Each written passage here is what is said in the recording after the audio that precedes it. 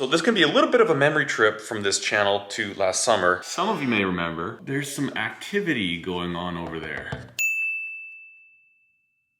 Okay, pandemic starts. My neighbor, super nice guy, too nice. People come from the city looking for a place to plant a garden. He says yes. They go further. Can we park our RV? He says yes. They go further. Can we till up our own garden? He says yes.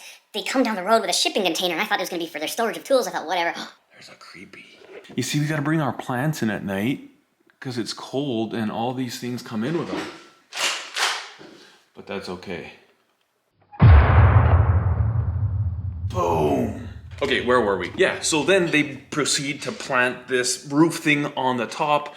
I asked my neighbor what's going on. Do they have a permit? No. Really janky work. Like the roof looks like it's gonna fall down. I learned that they're building a self-supported, off-the-grid, like self-contained food production greenhouse thing. I'm the guy that likes to call things like I see them, and I call it a pot house. I talked to my neighbor and said, listen, you need a permit for that. It's a big building, and you can't just build without a permit. He told me that these people don't want to permit it. They really don't want to.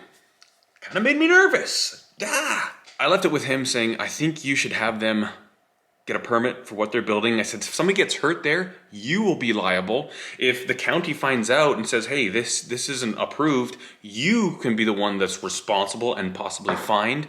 And I said, honestly, I said, the construction that I'm seeing out there is pretty poor. It looks like that roof is gonna come down on somebody and you would be tied up in courts for a long time. We had radio silence on that project for a while. And right before the snow came last year, they came down the road at dusk, parked behind the sea container, waited till it was dark, and then they went up on the roof with headlights and put tarps all over the wood to protect it.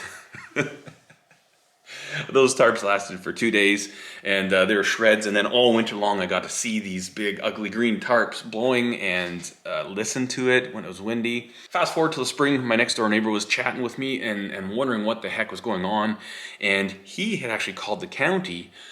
Apparently, they had gotten a building permit, and it was for a garden shed. And he let the lady know at the county, said, you guys might want to check this out because this is a little bit more than just a garden shed. So lo and behold, they submitted a building permit for a different building than what they had actually already built. And people were wondering why I don't trust these folks. Anyways, looks like they've come out today to disassemble their project. Now, either one of two things happened.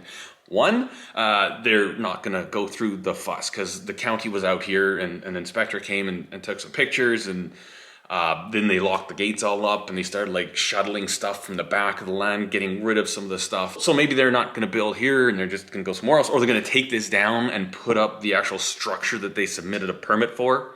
Or two, maybe there's actually more money in selling wood right now than there is in growing pot.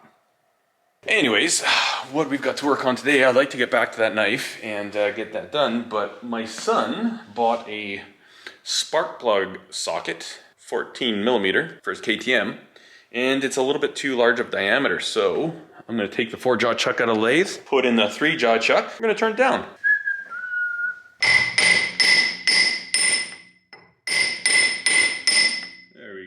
Should have put safety specs on for that, and I should be dressing this up because when they get mushroomed like this, that's when they get super dangerous.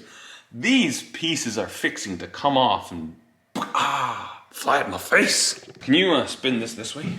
This way. They make spanner wrenches for these, but what I usually do is this, just hit it until she's good and tight.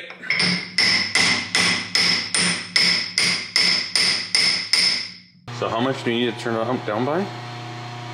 0.6, I can measure it again. Okay.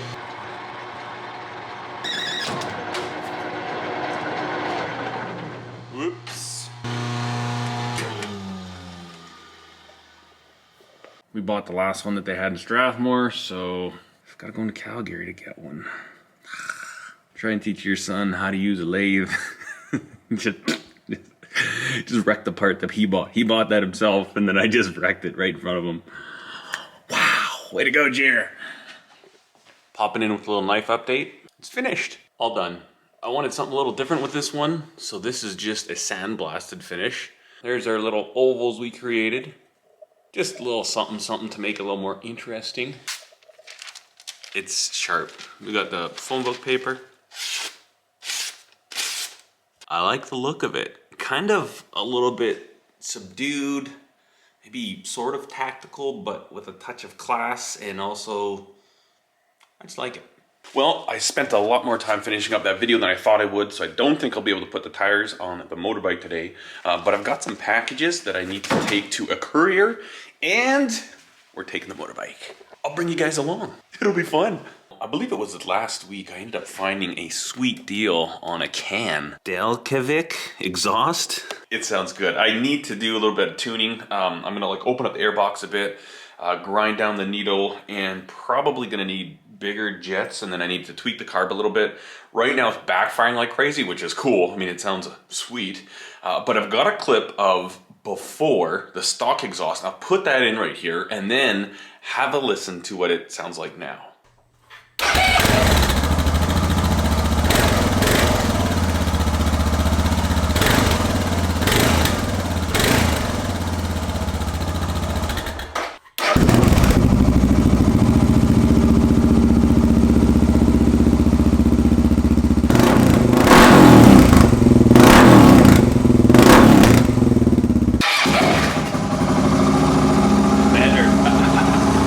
Loud pipes save lives.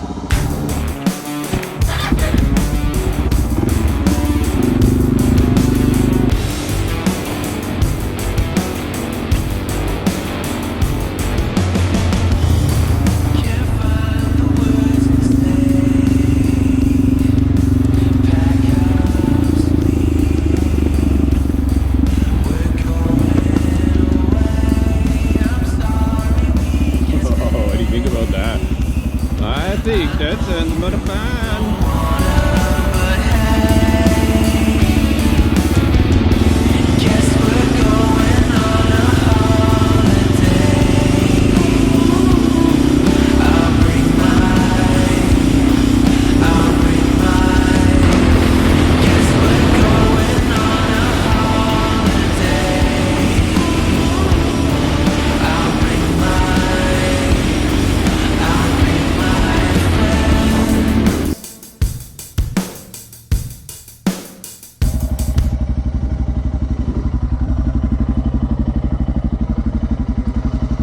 Alright, so we made it here. Uneventful trip.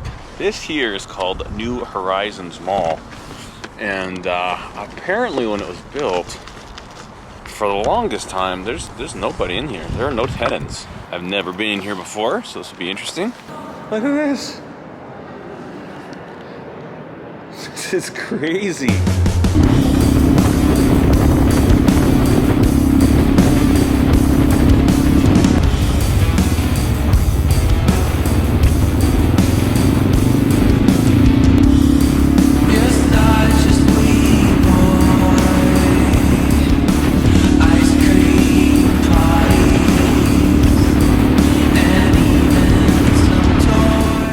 That is so much fun.